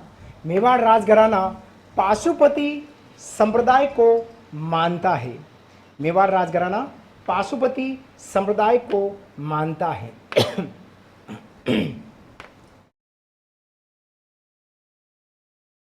को मानता है, ठीक है। इसके नीचे लिखो पशुपतिनाथ मंदिर, पशुपतिनाथ मंदिर डैश करके लिखना है नेपाल, डैश करके लिखना है नेपाल। पशुपतिनाथ मंदिर डैश करके लिखना है नेपाल। नेपाल में। अब राजस्थान में कहाँ कहाँ पर पाशुपतिनाथ लकुलिश संप्रदाय के मंदिर हैं, ठीक है। लिखना है पाशुपति संप्रदाय, पाशुपति संप्रदाय, पाशुपति संप्रदाय।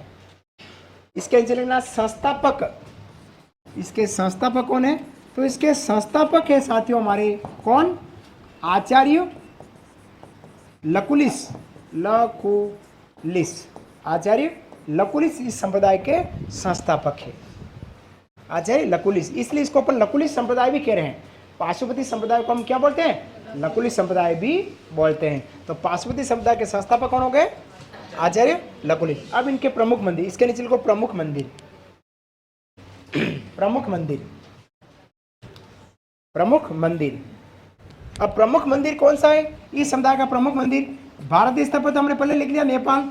अब इस समुदाय का प्रमुख मंदिर है, राजस्थान की बात कर रहा हूं तो राजस्थान प्रमुख मंदिर है एकलिंग नाथ मंदिर। एकलिंग जो हमारे घर के पास रास्ते में जाते हैं पहले एकलिंग जी के दर्शन हो जाते हैं, एकलिंग नाथ मंदिर। और एकलिंग नाथ जो मंदिर है, ये मंदिर है हमारा कैलाशपुरी गांव में। कहां पर है, कैलाशपुरी गांव, कैलाशपुरी, कैलाशपुरी, कैलाशपुरी गांव उदयपुर में है। उदयपुर ये हमारा ये मंदिर है कैलाशपुरी में। कैलाशपुरी में इस मंदिर का निर्माण किया गया। अब इस मंदिर को बनाया किसने, मंदिर निर्माता है बप्पा रावल। बप्पा रावल 8वीं सदी में बनाया था बप्पा रावल द्वारा। बप्पा रावल गुल शासक था, बप्पा रावल उनके द्वारा बना है। मंदिर निर्माता बप्पा रावल, क्वेश्चन 8वीं सदी, 8वीं सदी। गुल शासक बप्पा रावल, क्वेश्चन 8वीं सदी। सेकंड मंदिर राज्य में पशुपतिनाथ का लिखना है मंडलेश्वर महादेव मंदिर। मंडलेश्वर पशुपतिनाथ का सेकंड मंदिर है मंडलेश्वर महादेव मंदिर। मंडलेश्वर पहला मंदिर कौन सा हो गया, एकलिंगनाथ मंदिर। नंबर 1 कौन सा हो गया, एकलिंगनाथ। एकलिंगनाथ मंदिर के नीचे आपने लिख दिया निर्माता। अब उसके नीचे लिखना है आपको सेकंड मंदिर है जिसका नाम है हमारा मंडलेश्वर महादेव मंदिर। अब मंडलेश्वर महादेव मंदिर कहाँ है, तो डेस्क कर लेना मेनाल भिलवाड़ा, मेनाल भिलवाड़ा, मेनाल भिलवाड़ा, मेनाल भिलवाड़ा में हमारा मंडलेश्वर महादेव मंदिर है, ठीक है। तीसरा मंदिर लिखो सुंदा माता मंदिर के निकट शिव मंदिर, जालोर। सुंदा माता मंदिर के निकट, सुंदा माता मंदिर के निकट मेनाल भिलवाड़ा। तीसरा मंदिर है सुंदा माता मंदिर के निकट शिव मंदिर, जालोर। सुंदा माता मंदिर के निकट शिव मंदिर, जालोर।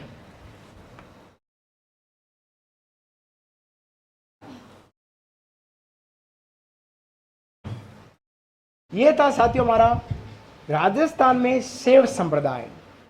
हम सगुण विचारधारा के संप्रदाय की बात कर रहे हैं। सगुण विचारधारा को मोटे तौर पर हमने 2 भागों में बांटा है। एक कहलाता है शैव संप्रदाय और एक कहलाता है वैष्णव। वैष्णव की तो हमने अभी तक चर्चा करी नहीं है, अभी हम शैव ही कर रहे हैं, है ना। तो शैव संप्रदाय का मतलब भगवान शिव और शिव के अवतारों की पूजा। अब शैव संप्रदाय को हमने कितने भागों में बांटा है, 4। एक खुद शैव, कालदमन, कापालिक और पाशुपति। ये तो 3 तो हमारे राजस्थान में है नहीं इसलिए पढ़ी क्योंकि हमें राजस्थान का जीके पढ़ना है। तो पाशुपति समुदाय के संस्थापक कौन है, आचार्य लकुलिश। ये आचार्य लकुलिश। पाशुपति समुदाय का अगर सबसे बड़ा मंदिर क्या है तो पशुपतिनाथ मंदिर नेपाल कहलाता है। राजस्थान में पाशुपति समुदाय के 3 मंदिर, कितना मंदिर है, 3। एक मंदिर क्या है, एकलिंगनाथ मंदिर। कहाँ पर है, कैलाशपुरी उदयपुर में। किसने निर्माण कराया, बप्पा रावल ने कराया, ठीक है। सेकंड मंदिर है मंडलेश्वर महादेव मंदिर। कहाँ पर है, मेनाल भिलवाड़ा में। तीसरा मंदिर का है सुंदा माता मंदिर के निकट शिव मंदिर, कटे है जालोर में। ये था हमारा शैव। अब शैव समुदाय का एक बेटा और हो गया, नया रूप। शैव समुदाय का नया रूप है और वो कहलाता है नाथ संप्रदाय। तो लिखेगा अगला पॉइंट, नाथ संप्रदाय। नाथ,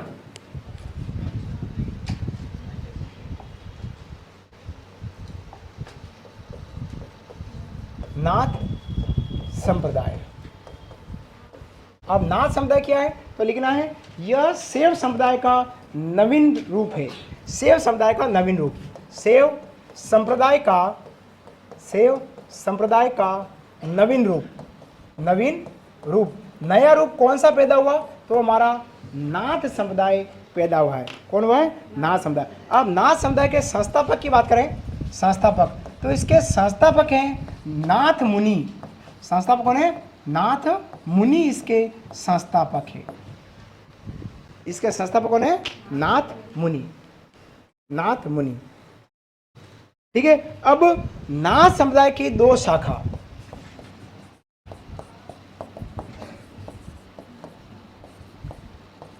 बेरांग पंथ, नाथ समुदाय की एक शाखा है, उसका नाम क्या है? बेरांग पंथ। बेरांग पंथ, बेरांग पंथ। अब बेरांग पंथ कहाँ है? राता डूंगा। बेरांग पंथ कहाँ है? राता डूंगा, नागौर में। बेरांग पंथ नाथ समुदाय का एक पंथ का नाम है बेरांग पंथ। और बेरांग पंथ कहाँ है? तो बेरांग पंथ है राता डूंगा, नागौर। सेकंड शाखा नाम है मानमानी समुदाय। मानमानी संप्रदाय, मानमानी संप्रदाय। अब मानमानी समुदाय है, यह कहाँ है? तो ये हमारा जोधपुर में है। मानमानी समुदाय जोधपुर में है।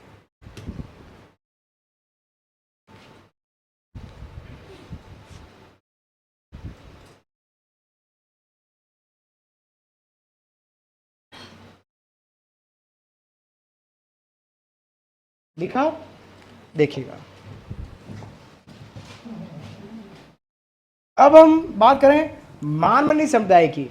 नाथ समुदाय क्या है? शैव समुदाय का नवीन रूप है। नाथ समुदाय के संस्थापक कौन है? नाथ मुनि। नाथ समुदाय की कितनी शाखा है? दो। भगवान महादेव जी की इस बात हो रही है ना, जो शिव का ही नया रूप है। तो नाथ समुदाय की कितनी शाखा है? दो। एक शाखा का नाम क्या है? बेरांग पंथ। कहाँ पर है? राता डूंगा, नागौर। दूसरा पंथ कहाँ है? मानमनी। कहाँ पर है? अब ये जो मानमनी समुदाय है, इसका प्रमुख मंदिर कहीं करे वेंडो के देखे क्या है? क्या कह रहे हो? उन्दम डिल्लो क्या कह रहे हो? तो मैं इसलिए तो बार बार कह रहा हूँ, बोल रहा हूँ, समझा रहा हूँ, बार बार इसीलिए समझा रहा हूँ, है ना। अब मानमानी का मंदिर की बात कर लेते हैं। मानमनी समुदाय के मंदिर की बात करते हैं। मंदिर क्या बेटा? मारो भी गलो पड़ी हो। मानमनी समुदाय का एक मंदिर है जिसका नाम है महामंदिर जोधपुर। महामंदिर जोधपुर, महामंदिर जोधपुर।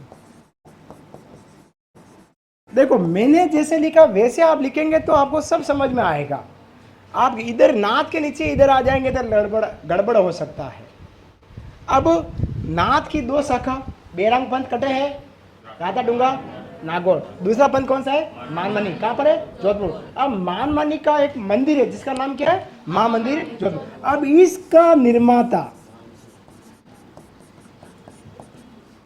महाराजा मान सिंह। बहुत इंपॉर्टेंट है, पूछते हैं प्रश्न, फीफा फूफू करने से अच्छा है कहीं समझना।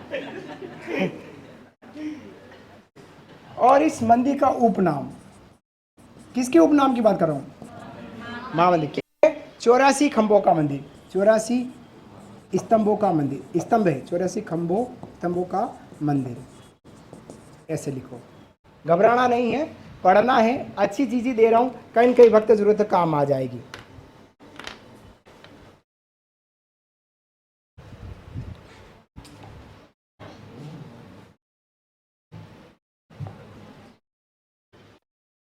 याद आ रहा है? अभी देखो मैं और आपको टेबल बना के समझाऊंगा, निश्चित रहना।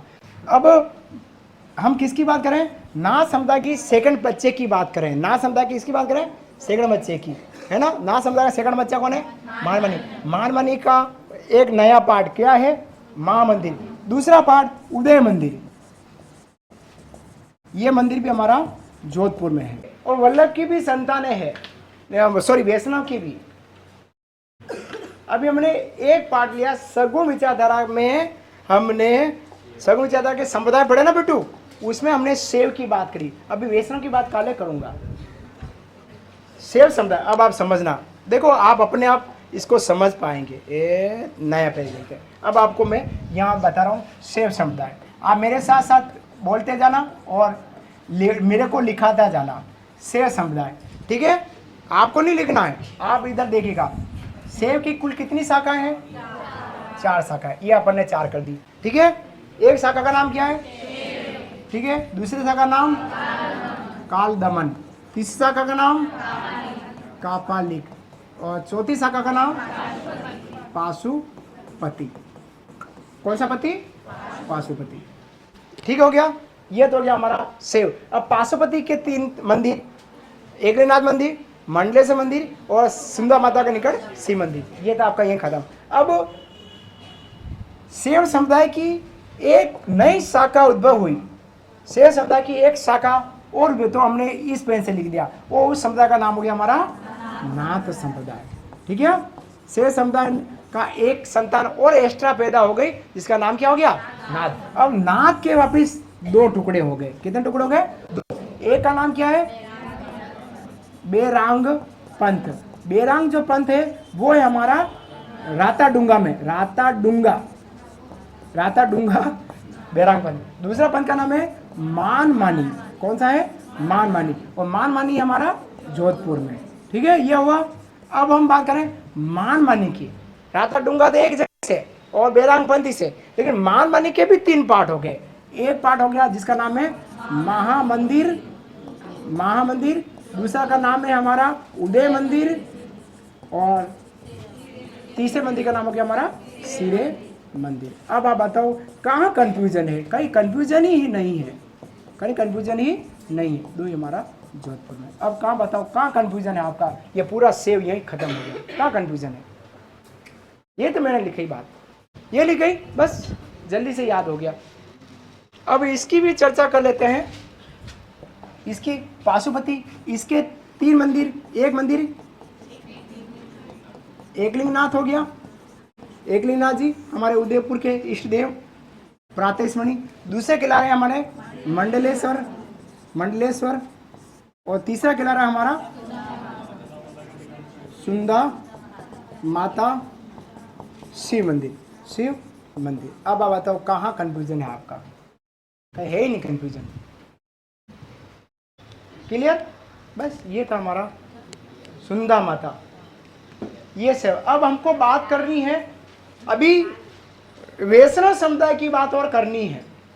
वैष्णव समुदाय वह समुदाय भगवान विष्णु और विष्णु के अवतारों, अब उसके भी 4 पार्ट, रामानुज समुदाय, गौड़ीय समुदाय, निम्बार्क समुदाय और वल्लभ समुदाय। इन सब की चर्चा कल वाली क्लास में। तब तक के लिए राधे राधे, धन्यवाद।